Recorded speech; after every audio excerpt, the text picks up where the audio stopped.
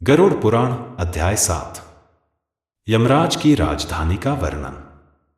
यमराज की महान नगरी बहुभिति शहर से 44 योजन दूर स्थित है। सभी आत्माएं धर्मद्वार पर खड़े पहरेदार को अपनी आगमन सूचना देती हैं। चित्रगुप्त अपने चमचमाते आसन पर विराजमान होते हैं। हालांकि उन्हें सब कुछ ज्ञात होता है, फिर भी वह सरावंश, जो ब्रह्मा के पुत्र हैं और पूरे विश्व में घूमते रहते हैं, के द्वारा दी गई जानकारी का उपयोग करते हैं। सरावंश मनुष्य के सारे कर्मों की सूची तैयार करते हैं, चाहे वह किसी भी संसार में क्यों न हो।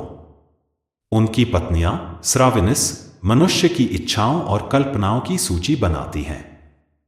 इस तरह मनुष्य के सभी अच्छे और बुरे कर्मों की जानकारी चित्रगुप्त के पास पहुंचती है।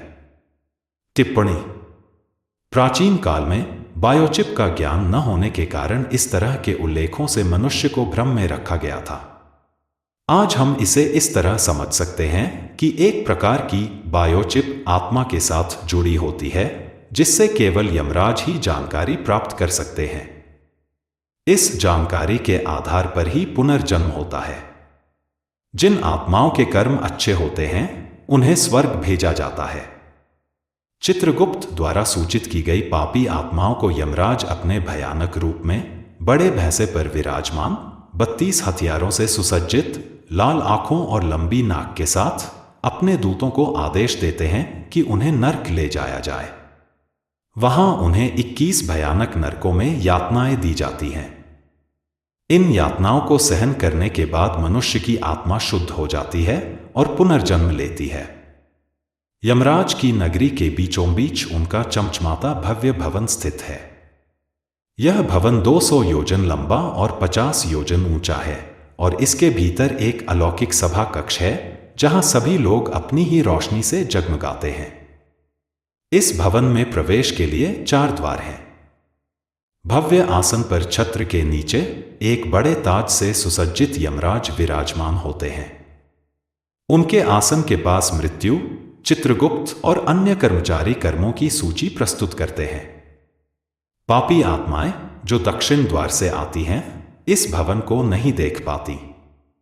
पूर्वी द्वार: साधु, महात्मा, देवी देवताओं की पूजा करने वाले, जो यात्रियों को छाया और सेवा प्रदान करते हैं, क्रोध और लालच से दूर रहते हैं, माता पिता की सेवा करते हैं, गौ, तिल, भूमि और धार्मिक ग्रंथों का दान करते हैं या उनका मनन करते हैं। शुद्ध प्रवृत्ति वाले लोग इस द्वार से भवन में प्रवेश करते हैं। उत्तरी द्वार: यह रास्ता पीले चंदन के वृक्षों से महकता है।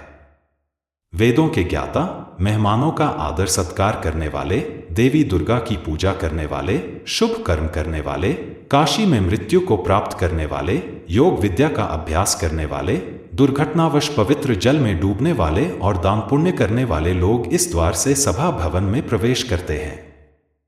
पश्चिमी द्वार: यह सुगंधित रास्ता हीरे मोतियों से भरा हुआ है।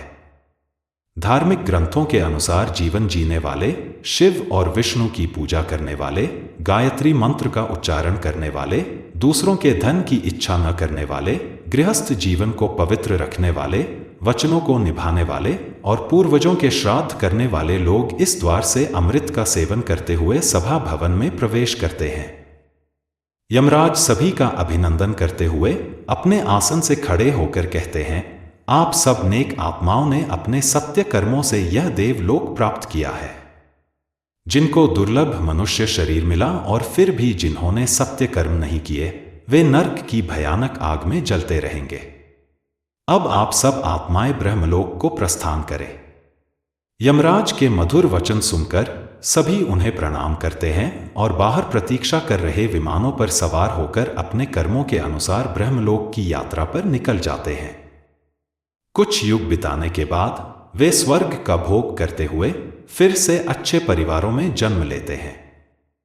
वे धन संपत्ति से युक्त, धार्मिक ग्रंथों के ज्ञाता और लोक कल्याण करते हुए अपने सत्य कर्मों के आधार पर फिर से अलौकिक सभा भवन में प्रवेश करते हैं।